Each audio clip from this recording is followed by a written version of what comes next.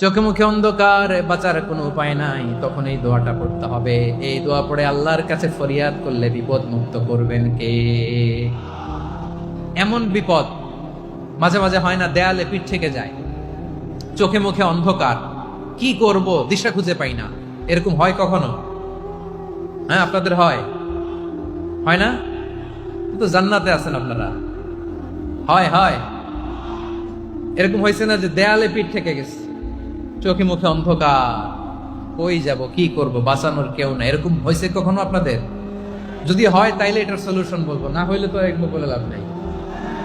হয় হয় হয় বিশ্বনবী এরকম কঠিন বিপদে পড়েছেন জীবনের কিছু কিছু মুহূর্তে। ওই মুহূর্তে বিশ্বনবী স্পেশাল দুইটা দোয়া পড়তেন।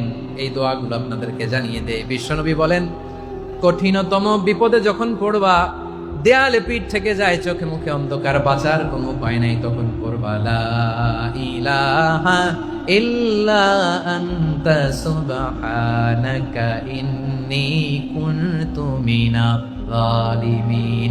আল্লাহ, তুমি ছাড়া কোনো ইলাহ নাই, তুমি পবিত্র, নিশ্চয় আমি জালিমদের অন্তর্ভুক্ত। সুবহানাল্লাহ বলেন। এই দোয়া সাইয়েদনা ইউনূস আলাইহিস সালাম পড়েছিলেন যখন মাছের পেটে ছিলেন। কিসের পেটে?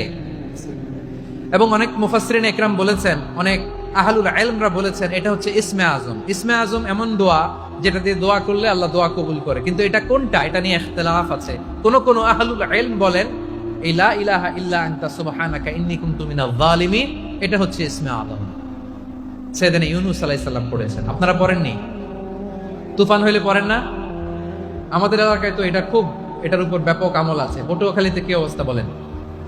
পড়েন পড়েন পড়েন পড়েন।